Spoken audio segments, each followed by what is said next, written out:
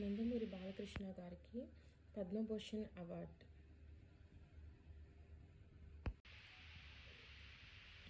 ఇక్కడ చూసారంటే తెలుగు అమ్మాయి తడాకా. ఐసీసీ 2024 ఉత్తమ క్రికెట్ బూమ్రా. మెరిసిపోతున్న బ్యాంకింగ్ షేర్లు. మెసేజ్ ఇచ్చారు, మోసం చేశారు. కేరళలో ఆసుపత్రిని లీజుకు తీసుకున్న కిమ్స్ హాస్పిటల్. టీవీఎస్ మోటార్స్ లాభం 20%గా పెరిగింది. ఇదో పనికిమాలిన కేసు అంటున్న హైకోర్టు జడ్జ్. భారత్ను వదలం అంటున్న ట్రంప్ గారు. అడవిలో అక్రమ సామ్రాజ్యం. జగన్ సోదరునికి సంక్రాంతి కానుక. వెంకటరెడ్డికి ముగ్గురాయి లీజు మంజూరు.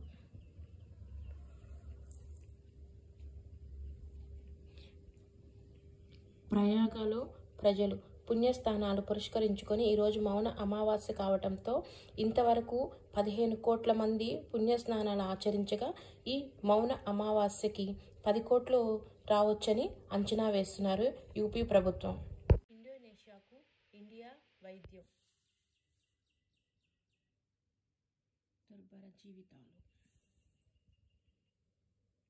రక్షకులే తక్షకులంటున్న ప్రజలు.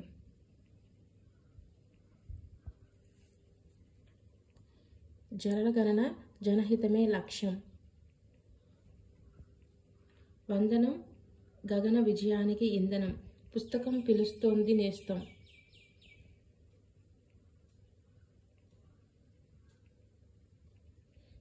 ఇంటి గుట్టు గోదాముల కెరకు. మట్టి తవ్వి మాయ. దివివారిపాలెం అడ్డ రోడ్డు సమీపంలో అంచుల్లో గ్రావెల్ తవ్వకాలు. కందుకూరు పట్టణం, నెల్లూరు.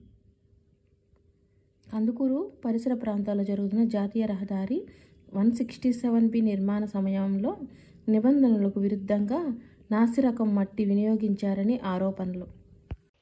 విద్యార్థిని విజయం. మంచి ఆలోచనలతో ముందుకెళ్లాలి. 63 ఏళ్ల వయస్సులోనే పీజీ కోర్సులు. తనిఖీలు చేస్తున్న ఫుడ్. కల్తీ చేస్తే కేసులే. ఆహార కల్తీ చేస్తే తక్కువగా కేసులు వేస్తామనుకుంటే పొరపాటు. వాళ్ళకి తగిన శిక్ష ఉంటుందంటున్న నా అధికారులు. ఇంటర్ పరీక్షల నిర్వహణపై సమావేశం నేడు.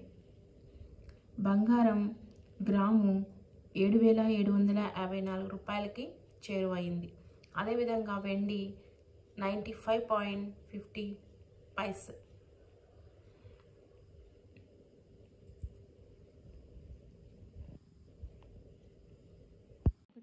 శ్రీ గణపతి సచ్చిదానంద స్వామి నెల్లూరుకి రాక. చిట్టడివికి దట్టడివి. ఇక్కడ చూడండి. నైతిక విలువల బోధనేది. హెచ్చరికలు లేవు, తరలింపులు లేవు.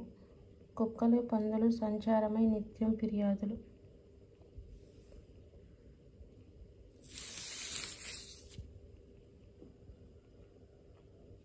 తండేళ్ళంటే ఓనర్ కాదు, లీడర్.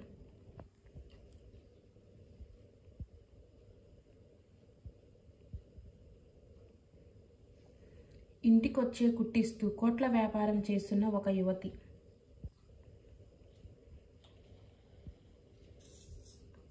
అన్నదాతలకు అండగా మరో యువతి. గనుల వెంకటరెడ్డిపై మరో కేసు. ఖేలో ఇండియా క్రీడలకు రాష్ట్రం ఆతిథ్యం. ఆశయాలు తీరేనా? ఏప్రిల్ 23న యూపీఎస్సీ మెరిట్ స్కాలర్షిప్ పరీక్ష. బీమా సొమ్ము కోసం చెల్లెలి హత్య. వైకాపా పాలనలో ఆర్థిక అరాచకాలపై దర్యాప్తు చేయించాలి. నేను రాజీనామా చేయట్లేదంటున్న వైకాపా రాజ్యసభ సభ్యుడు అయోధ్య రామిరెడ్డి. ఎక్కువ పథకాలు వచ్చినా ఎందుకు పక్కన పెట్టారు? గుడివాడ రాజకీయాలతో సంబంధం ఏమిటి? 100వ ప్రయోగంతో రోదసి రంగంలో ముందడుగు. ఇస్రో 100వ ప్రయోగం చేస్తూ కృష్ణా డెల్టా భరోసా. గంజాయిపై ఉక్కుపాదం డీజీపీ. 2వ తరగతి పాఠాలు 8వ తరగతిలోనూ చదవలేరు. 50% మంది ట్రక్కు డ్రైవర్లకు దృష్టి దోషం. అత్యంత ధనిక పార్టీ భాజపా. విమానాశ్రయానికి మరింత చేరువైన ప్రపంచం. ప్రజాకాంక్షలు ప్రతిరూపం సుప్రీంకోర్టు. యూపీలో వేదిక కూలి 7 మృతి. మౌని అమావాస్య సందర్భంగా 10 కోట్ల మంది భక్తులు వచ్చే అవకాశం. ఇప్పటి వరకు 15 కోట్ల మందికి పుణ్యస్నానాలు ఆచరించడం జరిగింది. కానీ ఈ ఒక్కరోజు మౌన అమావాస్య కావటంతో ఇవాళ 10 కోట్ల మంది రావచ్చని అంచనా వేస్తున్నారు. అదేవిధంగా ఈ కుంభమేళలో ఈ మౌని అమావాస్య రోజు సెలవులు కూడా ఇవ్వడం జరిగింది. ఇక్కడ చూసారంటే కుంభమేళలో మౌన అమావాస్య సందర్భంగా భారీ భక్తులు తరలి వచ్చే అవకాశం ఉందని యూపీ సర్కార్ కట్టుదిట్టమైంది. జనవరి 13న ప్రారంభమైన కుంభమేళా ఇప్పటిదాకా 15 కోట్ల మందికి పుణ్యస్నానాలు చేయగా బుధవారం ఒక్కరోజే 10 కోట్ల మంది తరలి వచ్చే అవకాశం ఉందని అధికారులు అంచనా వేస్తున్నారు. త్రివేణి సంగమ ప్రాంతానికి కొన్ని రోజుల పాటు నో వెహికల్ జోన్గా ప్రకటించి సాయంత్రం 6:45 గంటలకు హెలికాప్టర్ ద్వారా భక్తులపై 25 క్వింటాల గులాబీ పూల వర్షం కురిపించుతున్నారు. వివిధ అఖాడాల నుంచి సాధువులు ఊరేగింపు ఉన్నాయి. 1 నుండి 8 తరగతుల స్థానిక విద్యార్థులకు 28, 29, 30 తేదీలలో సెలవులు ప్రకటించి అలహాబాద్ హైకోర్టు సైతం మౌని అమావాస్యకు బుధవారం సెలవుగా ప్రకటించింది.